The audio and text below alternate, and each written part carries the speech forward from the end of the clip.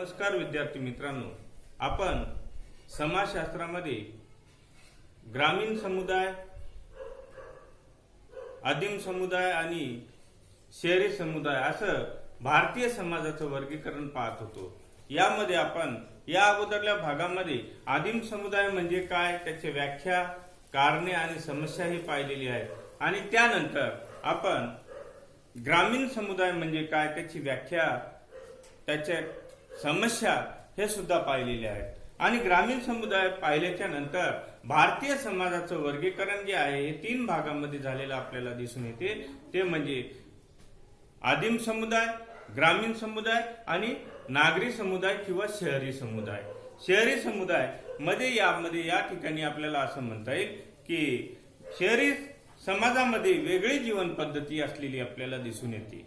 म्हणजे तिसरा भाग जो आहे भारतीय समाजाचं वर्गीकरण करत असताना भारतातला जो तिसरा भाग आहे तो म्हणजे शहरी समुदाय। आणि शहरी समुदाय म्हणजे या ठिकाणी आपल्याला असं म्हणता येईल की ज्या ठिकाणी उद्योगाचं केंद्रीकरण झालेलं असते, विभिन्न उद्योगाचं केंद्रीकरण झालेलं असते आणि विभिन्न उद्योगाचं केंद्रीकरण झाल्याच्या नंतर त्या ठिकाणी लोक येऊन राहतात आणि राहिल्याच्या नंतर त्या ठिकाणी मोठ्या प्रमाणामध्ये वस्ती निर्माण होते।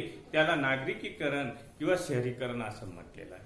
म्हणजे या ठिकाणी आपल्याला असं म्हणता येईल की शहरी समाजामध्ये वेगवेगळ्या जीवन पद्धती असलेले गावे, शहरे आणि महानगराचे यांचा समावेश असलेला आपल्याला दिसून येतो। म्हणजे औद्योगिक विकासामुळे शहरीकरण जे आहे हे शहरीकरण झालेलं आपल्याला दिसून येते। म्हणजे औद्योगिक विकास ज्या ठिकाणी झालेला आहे त्या ठिकाणी लोक एकत्र येतात आणि म्हणजे विभिन्न जातीचे, विभिन्न वर्गातले लोक या ठिकाणी एकत्र आलेले आपल्याला दिसून येतात। आणि म्हणून या ठिकाणी आपल्याला असं म्हणता येईल की प्रत्येक देशात वैशिष्ट्यपूर्ण शहरी समाज असलेला आपल्याला दिसून येते। म्हणजे वेगवेगळ्या देशामध्ये वेगवेगळा शहरी समाज असलेला आपल्याला दिसून आलेला दिसते। म्हणजे या ठिकाणी आपल्याला असं म्हणता येईल की एखाद्या समुदाय शहरी आहे हे ठरवण्याचे काही निकष आहेत।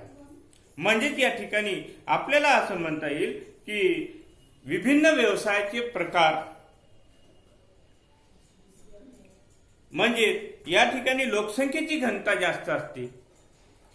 म्हणजे कमी जागेमध्ये जास्तीत जास्त लोक राहत असलेले आपल्याला दिसून येतात। आणि म्हणून या ठिकाणी आपल्याला हे निकष लावत असताना लोकसंख्येची घनता, व्यवसाय याचे प्रकार, सामाजिक संघटन आणि वैशिष्ट्यपूर्ण परिसर व्यापक समाजाच्या संस्कृतीपेक्षा भिन्न संस्कृती असलेली आपल्याला दिसून येते।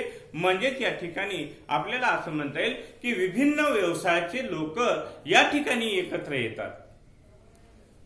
वेगवेगळ्या प्रकारचे लोक वेगवेगळ्या प्रकारचे व्यवसाय घेऊन येतात आणि या ठिकाणी आपला व्यवसाय करत असताना दिसतात। आणि म्हणून या ठिकाणी आपल्याला असं म्हणता येईल की या लोकसंख्येची घनता आणि व्यवसायाचे प्रकार जे आहे हे व्यवसायाचे प्रकार, सामाजिक संघटन जे आहे ते वैशिष्ट्यपूर्ण असलेला आपल्याला दिसून येते। आणि म्हणून व्यापक समाजाच्या संस्कृतीपेक्षा ही जी आहे हे भिन्न स्वरूपाची असलेली आपल्याला दिसून येते। लुईस वर्थ यांच्या शब्दामध्ये जर सांगायचं म्हटलं तर शहर म्हणजे काय किंवा लुईस वर्थ या समाजतज्ञांच्या मते आपल्याला असं म्हणता येईल की सामाजिक वैविध्य जपणाऱ्या व्यक्तीच्या तुलनेने मोठी लोकसंख्येची घनता असलेला आणि कायमस्वरूपी वसाहत करत असलेला समुदाय म्हणजे शहरी समुदाय।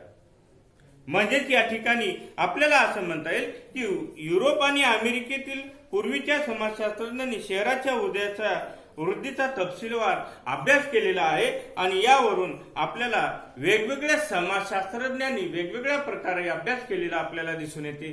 साधारणतः आपल्याला असं म्हणता येईल की Emile Durkheim, Tonnies, Max Weber, George Simmel, Robert Park आणि लुईस वर्थ इत्यादी शास्त्रज्ञांनी यावर विचार करून आपले मत मांडलेलं आहे। आणि मत मांडून या ठिकाणी आपल्याला असं म्हटलेलं आहे की शहरी भाग किंवा शहरी भागातील लोकांचे एकत्रीकरण ही एक मानवी वसाहत असलेली आपल्याला दिसून येते।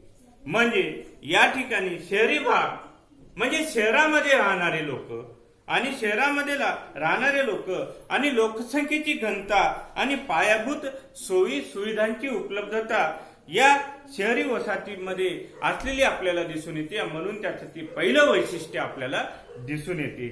म्हणजे या ठिकाणी नगरे आणि उपनगरे शहरी असे वर्गीकरण केलेले आपल्याला दिसून येते. आणि म्हणून या ठिकाणी शहर म्हणजे काय तर शहर किंवा नगर म्हणजे काय तर नगर म्हणजे उद्योगाच्या ठिकाणी, ज्या ठिकाणी उद्योग व्यवसाय चालतात, ज्या ठिकाणी व्यवसाय चालतात त्या ठिकाणाला शहरीकरण असं म्हटलेलं आहे. आणि त्या ठिकाणी येऊन लोक राहत असतील त्याला शहरीकरण असं म्हटलं गेलेलं आहे. आणि म्हणून या ठिकाणी शहरी समुदाय जो आहे हा शहरी समुदाय वेगवेगळ्या जातीतले लोक वेगवेगळ्या पंथातले लोक एकत्र येतात आणि त्या ठिकाणी राहतात. म्हणजे विशिष्ट व्यवसाय करण्याच्या उद्देशानं एकत्र राहत असतात. आणि म्हणून या ठिकाणी आपल्याला असं म्हणता येईल की शहरी समुदाय जो आहे हा शहरी समुदाय हा कमी जागेमध्ये जास्तीत जास्त लोकसंख्या असलेला प्रदेश असलेला आपल्याला दिसून येते. तर शहरी समुदायाच्या व्याख्या विभिन्न शास्त्रज्ञांनी केलेल्या आहे आणि विभिन्न शास्त्रज्ञांनी केल्याच्या नंतर त्या ठिकाणी मॅक्स वेबर यांनी असं सांगितलेलं आहे की ज्या ठिकाणी 5 लक्षणे दिसून येतात म्हणजे शहरी समुदायाची व्याख्या स्पष्ट करत असताना त्यांनी 5 वैशिष्ट्ये सांगितलेली आहे किंवा लक्षणं सांगितलेली आहे. त्यामध्ये असं सांगितलेलं आहे की ठराविक भूप्रदेश असतो, बाजारपेठ असते, कायदेसंहिता आणि न्याय व्यवस्था ज्या ठिकाणी असते त्याला शहरी समुदाय असं म्हटलेलं आहे. किंवा शहरी नागरिकाच्या माध्यमातून किंवा संघटनेतून नागरी सहकार्याची जाणीव झालेली असते. शहरी अधिकारी नेमण्यासाठी शहरातील नागरिकांना पुरेशी राजकीय स्वायत्ता असलेली आपल्याला दिसून येते. आणि म्हणून या ठिकाणी आपल्याला असं म्हणता येईल की शहरी समुदाय म्हणजे काय तर शहरी समुदाय म्हणजे ठराविक भूप्रदेश असलेला आणि ज्या ठिकाणी बाजारपेठा आहेत आणि कायदेसंहिता आणि न्याय व्यवस्था अस्तित्वात आलेली असते. त्याचसोबत शहरी नागरिकाच्या संघटनेतून नागरी सहकार्याची जाणीव निर्माण झालेली असते आणि शहरातील अधिकारी जे आहे ते अधिकारी नेमल्या जात असतात आणि त्याची पुरेशी व्यवस्था केलेली असते. आणि म्हणून या ठिकाणी शहरी म्हणजे काय तर शहरीकरण म्हणजे या ठिकाणी अशा प्रकारचा समुदाय असलेला आपल्याला दिसून येते. याला शहरी समुदाय असं म्हटलेलं आहे. तर हॅरी पेरेन यांनी असं सांगितलेलं आहे की हेनरी पेरेन यांचे नागरी संस्कृतीच्या विकासासाठी 2 मूलभूत वैशिष्ट्ये आहेत आणि ती 2 वैशिष्ट्ये म्हणजे बिगर शहरी संयमशाही सत्ताधाऱ्याकडून म्हणजे बिगर शहरी सरंजाई सत्ताधाऱ्याकडून संपत्ती आणि राजकीय स्वातंत्र्यासाठी व्यापार अवलंबून असतो आणि अशा संघटनाकडून शहराला स्थानिक सरंजामी किंवा धार्मिक अधिकाऱ्याच्या नियंत्रणातून मुक्त करण्यासाठी आवश्यक तो संघटना भाव निर्माण झालेला असतो. याला शहरीकरण असं म्हटलेलं आहे. म्हणजे या ठिकाणी असं म्हटलं गेलेलं आहे की विशिष्ट प्रकारची यंत्रणा या शहरी समुदायावर नियंत्रण ठेवत असते आणि नियंत्रण ठेवून शहरी समुदाय जो आहे हा चालत असलेला आपल्याला दिसून येते. त्यानंतर मेरियन वेब्स्टर यांच्या मते ज्या समाजामध्ये आधुनिक औद्योगिक स्वरूपाच्या नागरिकीकरण झालेलं आहे, औद्योगिक स्वरूपाचं जे नागरिकीकरण झालेलं आहे म्हणजे उद्योगामुळं ज्या ठिकाणी लोक एकत्र आलेले आहेत त्या ठिकाणी आपल्याला असं म्हणता येईल की झालेलं आहे आणि तेथील सांस्कृतिक पारंपरिक वैविध्यपूर्ण समाज राहत असतो. याला शहरी समुदाय असं म्हटलेलं आहे. आणि म्हणून अशा समाजाच्या धर्मनिरपेक्ष मूल्यावर भर असलेली आपल्याला दिसून येते. आणि म्हणून ही मूल्ये समाज केंद्रीय नसून व्यक्ती केंद्रीय असतात. म्हणजे ज्या ठिकाणी फक्त व्यक्तीला महत्वाचं स्थान दिले जात असते त्याला शहरीकरण असं म्हटलेलं आहे. आपण ग्रामीण भागामध्ये पाहिलेलं आहे की ग्रामीण भागामध्ये फक्त व्यक्ती किंवा कुटुंबाचा विचार केला जात असतो. पण या ठिकाणी व्यक्तीचा किंवा कुटुंबाचा विचार केला जात नसून फक्त एका व्यक्तीचाच विचार केला जात असलेला आपल्याला दिसून येते आणि म्हणून या ठिकाणी अशा प्रकारचा शहरी समुदाय जो आहे हा शहरी समुदाय असलेला आपल्याला दिसून येते। आणि म्हणून या ठिकाणी आपल्याला शहरी समुदाय पाहिल्याच्या नंतर शहरी समुदाय म्हणजे काय, तर शहरी समुदाय म्हणजे शहरामध्ये येणारे लोक वास्तव्य करून राहतात किंवा विशिष्ट उद्योग व्यवसाय करण्याच्या हेतून त्या ठिकाणी आपलं गाव सोडून येतात, त्याला शहरीकरण असं म्हटलेलं आहे। आणि ज्या ठिकाणी शहरीकरण ही संज्ञा आपल्याला लागू झालेली आपल्याला दिसून येते। म्हणून या ठिकाणी शहरी समुदायाची वैशिष्ट्ये आपल्याला पाहावं लागतात। शहरीकरण म्हणजे काय, तर शहरीकरण म्हणजे आपल्याला थोडक्यामध्ये असं म्हणता येईल की शहरीकरण म्हणजे काय, तर उद्योग केंद्राच्या ठिकाणी आपले लोक राहायला येतात, त्याला शहरीकरण असं म्हटलेलं आहे। आणि शहरीकरण समुदायाची वैशिष्ट्ये जी आहे ती वैशिष्ट्ये पाहत असताना पहिलं वैशिष्ट्य दिसून येते ते म्हणजे बहुजिन्सीपणा। या समुदायामधलं पहिलं वैशिष्ट्य जे आहे ते बहुजिन्सीपणा आहे। म्हणजे या ठिकाणी लोक हे रोजगाराच्या हेतून विविध प्रदेशातील विविध संस्कृतीतील लोक एकत्र येतात आणि या ठिकाणी आपल्याला असं म्हणता येईल की शिक्षण, वैद्यकीय आणि आरोग्याच्या शोधात शहरी भागात स्थलांतरित होतात आणि समाज हा बहुजिन्सी असलेला आपल्याला दिसून येते। आणि म्हणून या समाजामध्ये वैविध्य आणि संमिश्रता आढळलेली आपल्याला दिसून येते। म्हणजे या समाजाचं महत्वाचं वैशिष्ट्य असं दिसून येते की या समाजामध्ये बहुजिन्सीपणा असलेला आपल्याला दिसून येते। म्हणजेच या ठिकाणी सर्व समाजाचे लोक या ठिकाणी एकत्र येतात आणि गुण्या गोविंदानं राहतात, याला आपण बहुजिन्सीपणा असं म्हटलेलं आहे। म्हणजे प्रत्येकाच्या रूढी परंपरा ज्या आहेत ह्या वेगवेगळ्या रूढी परंपरा एकत्र येतात आणि या ठिकाणी आपलं राहणीमान करत असलेलं आपल्याला दिसून येतात आणि म्हणून याला बहुजिन्सीपणा एक महत्वाचं वैशिष्ट्य दिसून येते। त्यानंतरचं दुसरं वैशिष्ट्य आहे ते म्हणजे लोकसंख्येची अधिक घनता। शहरी समुदायाचं दुसरं महत्वाचं वैशिष्ट्य म्हणजे लोकसंख्येची अधिक घनता। म्हणजे या भागामध्ये जास्तीत जास्त लोक जे आहे ते रोजगाराच्या संधीसाठी किंवा शिक्षणाच्या सोयी आणि सवलतीसाठी, इतर सोयी सवलतीसाठी येऊन राहतात आणि राहत असल्यामुळं या ठिकाणी लोकसंख्येची अधिक घनता असलेली दिसून येते किंवा लोकसंख्या जास्तीत जास्त असलेली आपल्याला दिसून येते। आणि म्हणून लोकसंख्येची घनता म्हणजे शहरी समुदायाचं दुसरं महत्वाचं वैशिष्ट्य जे आहे ते म्हणजे शहरी समुदायाची लोकसंख्येची अधिक घनता असलेली आपल्याला दिसून येते। त्यानंतर भिन्न व्यवसाय, जसं ग्रामीण भागामध्ये आपण पाहिलेलं आहे की ग्रामीण भागामध्ये जातीपातीवरूनच व्यवसाय जे आहे हे ठरवले जातात आणि ते व्यवसाय केले जात असतात। पण या ठिकाणी वेगवेगळ्या जातीचे लोक येतात आणि राहत असल्यामुळं या ठिकाणी आपल्याला असं म्हणता येईल की भिन्न व्यवसाय असलेले आपल्याला दिसून येतात। म्हणजेच या ठिकाणी आपल्याला असं म्हणता येईल की शहरातील व्यापाराचे विशेषीकरण झालेले आपल्याला दिसून येते। म्हणजेच व्यवसायासाठी आवश्यक श्रम विभाजन आणि विशेष संधीची उपलब्धता असलेली आपल्याला दिसून येते आणि शहरी भागातील व्यवसाय प्रामुख्याने जे आहे हे बिगर कृषी पद्धतीचे असलेले आपल्याला दिसून येते आणि हे व्यवसाय उत्पादन, व्यापार आणि वाणिज्य व्यवसाय आणि शासकीय सेवा यावर आधारित असलेले आपल्याला दिसून येतात। म्हणजे या ठिकाणी भिन्न भिन्न व्यवसाय जे आहे हे भिन्न भिन्न व्यवसाय असलेले दिसून येते आणि त्या भिन्न भिन्न व्यवसायामध्ये विशेषीकरण असलेले दिसून येते।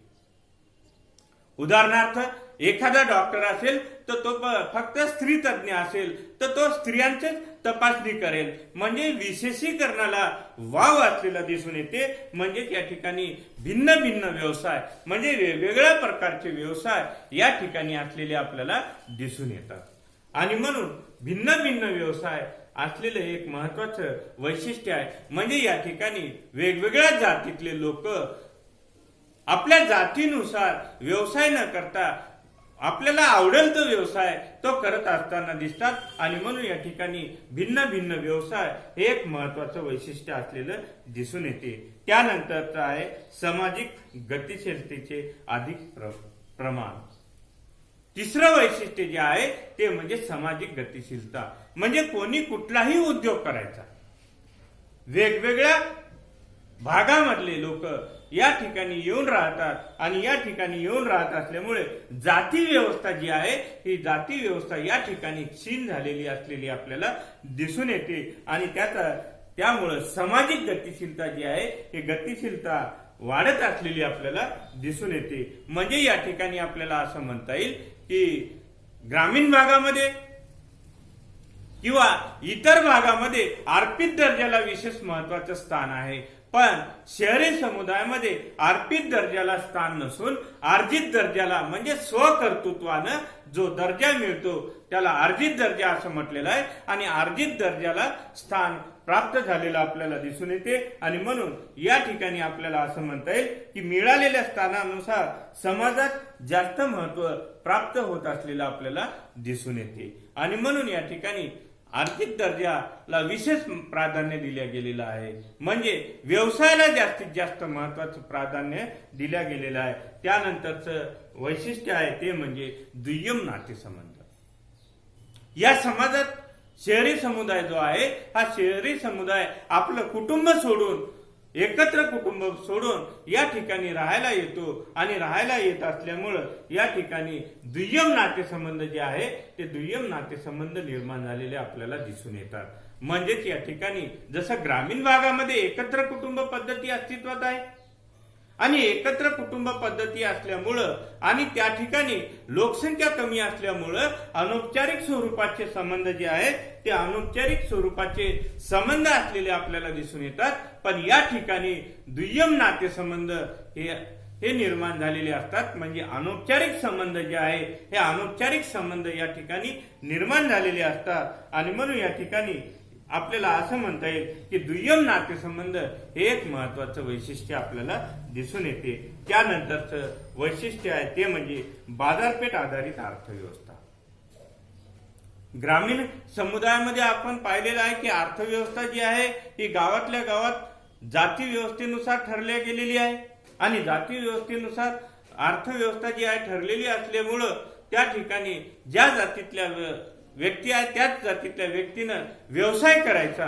पण या ठिकाणी शहरी समुदाय असल्यामुळे या ठिकाणी वेगवेगळ्या जातीतले लोक येतात आणि वेगवेगळ्या जातीतले लोक आल्यामुळे या ठिकाणी बाजारपेठ ह्या ज्या आहेत अर्थव्यवस्थेवर आधारित असलेल्या आपल्याला दिसून येतात. आणि म्हणून या ठिकाणी आपल्याला असं म्हणता येईल की फक्त या ठिकाणी चलन अर्थव्यवस्थेच्या आधारित असलेलं आपल्याला दिसून येते. म्हणजे बाजारपेठ जे आहे त्या विकसित असलेल्या आपल्याला दिसून येतात आणि शहर केंद्राचे प्रमुख वैशिष्ट्य असलेले आपल्याला दिसून येते. आणि म्हणून या ठिकाणी आपल्याला असं म्हणता येईल e marketing, e business, online बाजारपेठाचा पर्याय देखील या ठिकाणी खुला असलेला आपल्याला दिसून येते आणि ही बाजारपेठ नफा चलित असलेली आपल्याला दिसून येते.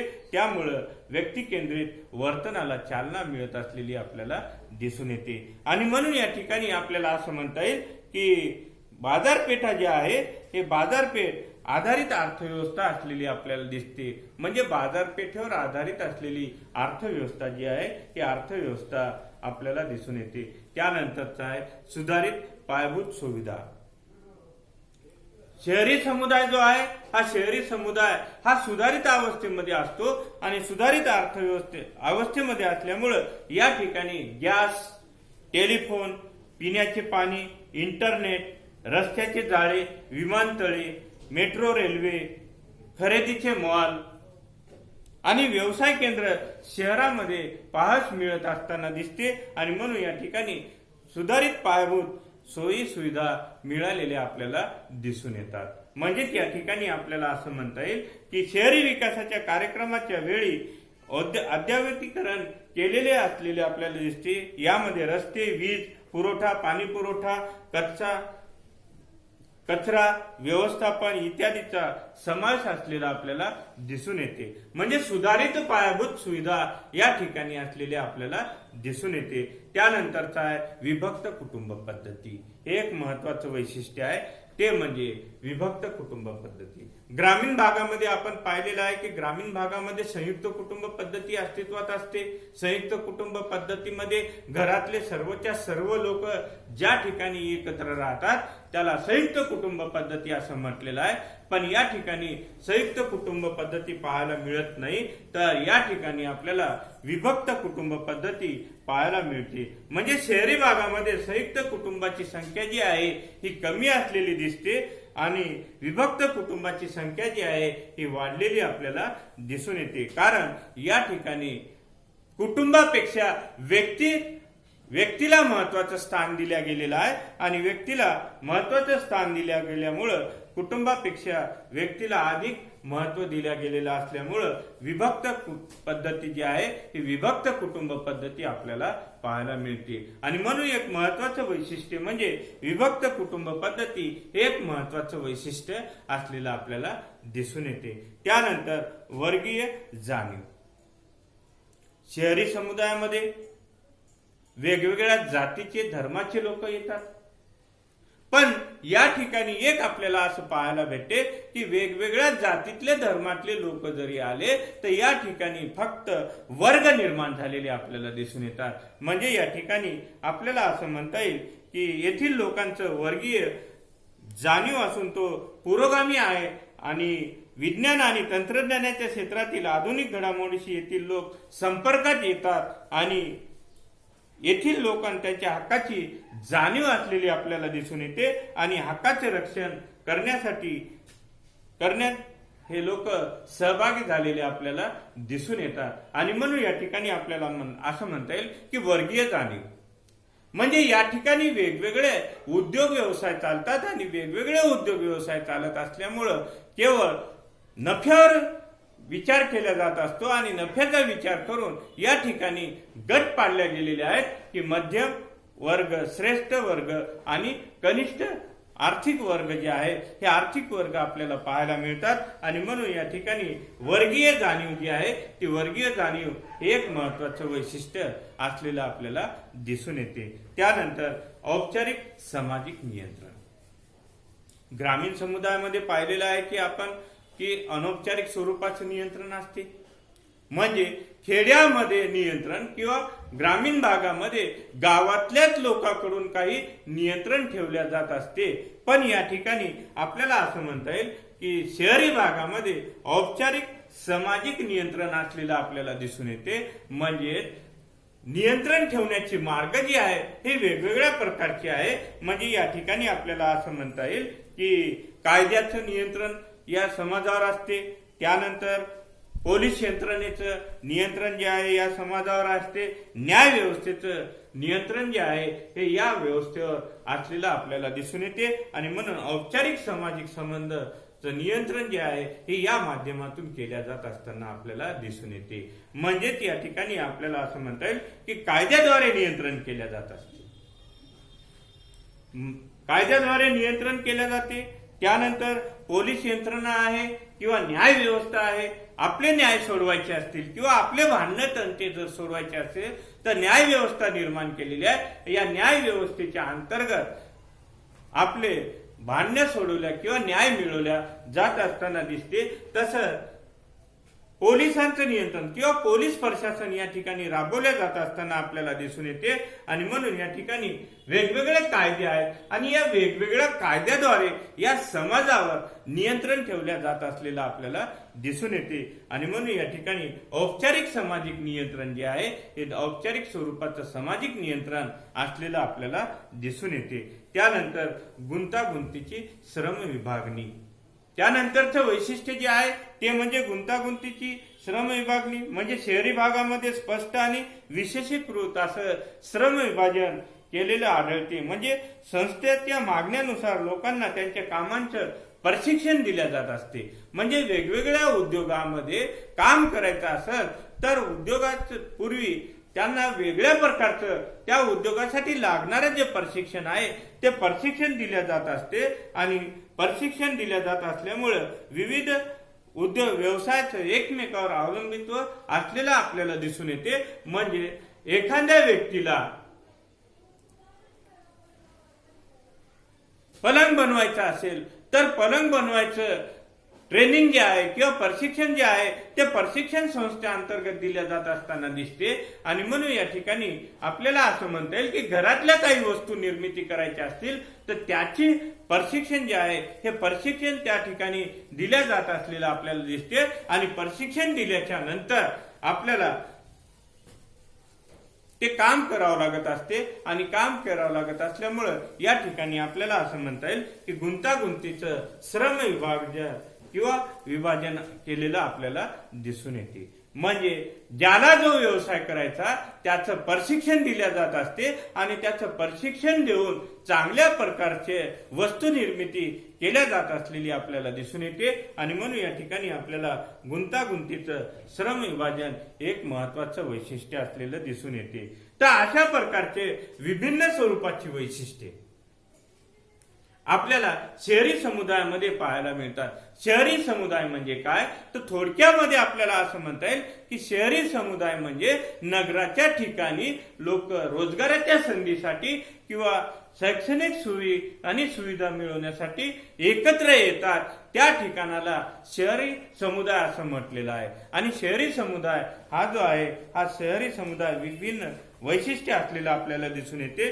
त्यामध्ये पहिलं वैशिष्ट्य आहे ते म्हणजे बहुजिन्सीपणा. या समुदायामध्ये बहुजिन्सीपणा असलेला आपल्याला दिसून येते. म्हणजे त्या ठिकाणी आपल्याला असं म्हणता येईल की वेगवेगळ्या ठिकाणामधून लोक आलेले असतात आणि विविध प्रदेशातील विविध संस्कृतीचे लोक रोजगार, शिक्षण, वैद्यकीय आणि आरोग्यविषयक सोयी आणि सवलतीच्या शोधामध्ये शहरी भागामध्ये स्थलांतरित होतात. आणि शहरी समाज हा जो आहे हा बहुजिन्सी स्वरूपाचा असलेला आपल्याला दिसून येते. म्हणजे एका जातीचे लोक या ठिकाणी न राहता वेगवेगळ्या जातीचे लोक, वेगवेगळ्या धर्माची लोक या ठिकाणी एकत्र येतात आणि राहतात. याला बहुजिन्सीपणा असं म्हटलेलं आहे. म्हणजेच या ठिकाणी बहुजिन्सीपणा म्हणजे काय तर वेगवेगळ्या जाती धर्माचे लोक वेगवेगळ्या प्रकारचा रोजगार करतात किंवा वेगवेगळे कामं करताना आपल्याला दिसतात.